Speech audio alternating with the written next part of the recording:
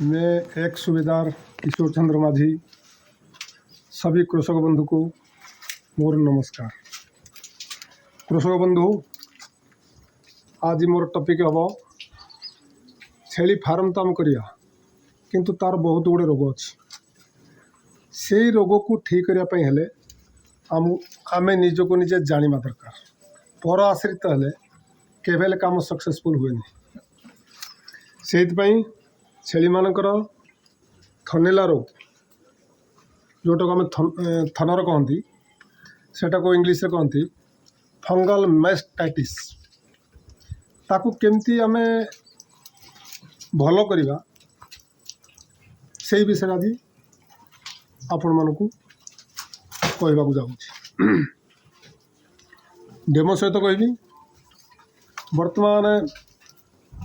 थनर तो हैनी केवल डेमो पाई गोटे छेली को केमती तार ट्रीटमेंट करती से विषय आपको बर्तमान मुझे जनइबी। कहीं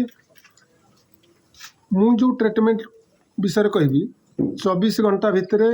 आपणकर ये जो थनर भल हो प्लस ता छुआ माने 24 घंटा भितर ता माठू क्षीर पीवा आरंभ करते। बर्तमान मोटे मेडिसिन अच्छी आम LI पाक जाऊँगी ना VS पाक जाऊँगी से मैंने टाइम मिलूनी सी आज आसबि कहे काली आसबे है कौन हो आम छेली ट्रीटमेंट ठीक है पाने आम निजे तो से काम टाक जानी ताले ताको आम भल भाव ट्रीटमेंट दे पार। यही जो गुड़ाक आम ट्रीटमेंट मुझे कहूँ ये गुड़ाक हूँ मुझे मो छेली रहीला मुझे ट्रीटमेंट करी को शुणा देखा कथा नहीं कि थ्योरी कथा नहीं ये प्योर प्रैक्टिकल जिनस गोटे छेली को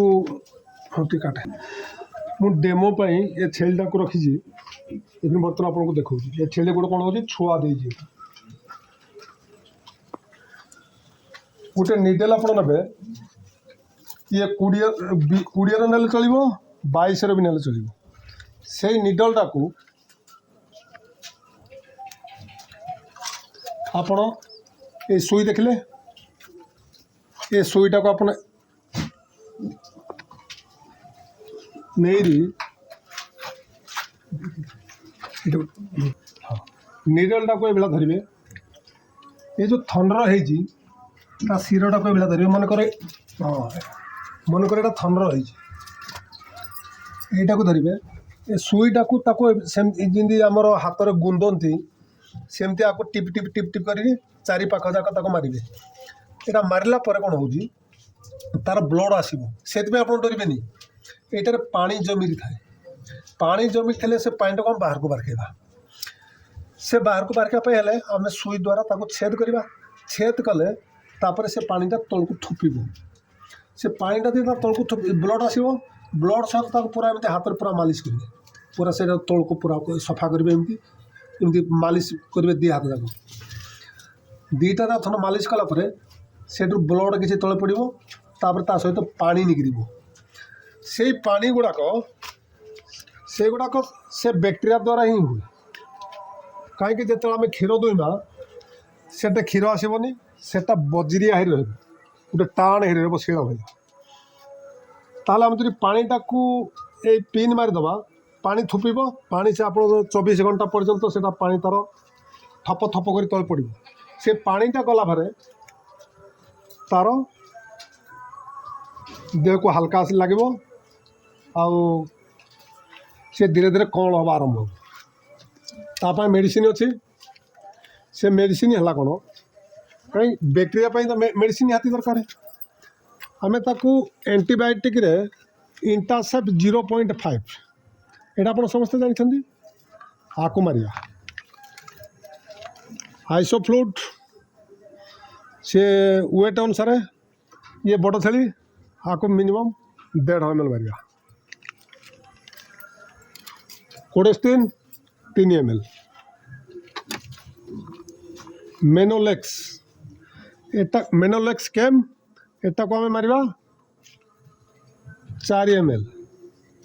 ये इंजेक्शन आपन जानी पाइले से इंजेक्शन आप वीडियो भी देखु सेटा देले कौन होजी एटा पेन मेनोलेक्स कैमटा पेन किलर रे काम करिवो प्लस तार ठंडा रहिले ता देह को हिट दब आइसोफ्लूट से ता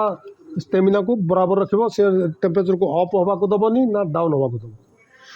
आ इंटासेप्ट 0.5 जो एंटीबायोटिक से जीवाणु को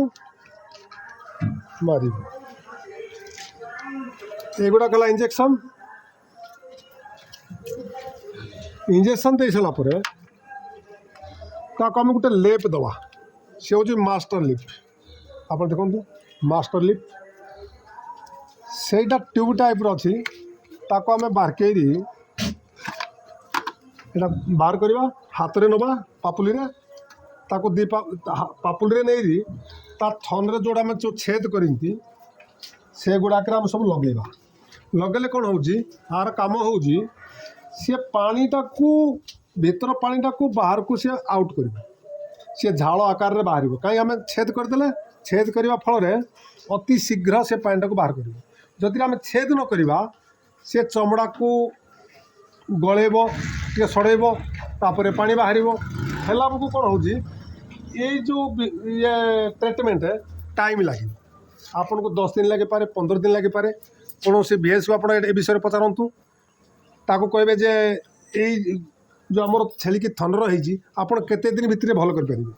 सी तार टाइम दे पार मुई आकु केवल 24 घंटा भितर टाइम दौर भल हम यही ट्रीटमेंट कले ये जो थन फंगल मेस्टाइटिस ये जिते बेला हम से छुआ मैंने ता माठू क्षीर बाहर सी पी पारे युड़ाक सब ट्रीटमेंट कलापर आप 24 घंटा भितर तार क्षीर आसो ता माठू ता छुआ पीब कौन सी घा फा कि हेनी बिल्कुल भल हो डॉक्टर ट्रीटमेंट आप करेंगे मिनिमम 700-800 टका लगे 15 दिन लगे 20 दिन लगे कि कहीहबनी से पानीटा बाहर के निहाती दरकार जब आपंकर गोटे मनकर बथ से बथटा को ऑपरेशन करदे एंटीबायोटिक मारदे सडन सुखीज 2 दिन या 3 दिन सुखीज जदि आम एंटीबायोटिक दे भितर ऑपरेशन करवानी ताकू भितरी भितरी सुखैबा सी बसरी सी पुणी मांस होपर कौन हो टाइम लगे मिनिमम 15 दिन 20 दिन भी लगे पारे आज ऑपरेशन करदे 2 दिन भितर भल होटा भी सेमती से भाया कथा आपको जो आप इंजेक्शन रे टिप करेंगे से समय जो ब्लड आसो आप डरबे ब्लड आसो ब्लड सांगे पानी भी आसो तो ब्लडटा को सफा कर सारापर आ ब्लड आसबनी केवल पानी ही आसो सेटा कर आप देखु मुझे मोर करी मोर जिते सब ये थनर हो सब गुड़ाकर मोर मुझे ट्रीटमेंट करे मुझे डिपेंड आज ये नेक्स्ट टाइम अन्य रोग विषय आपको कह आज ये मुझे विदाय नौ।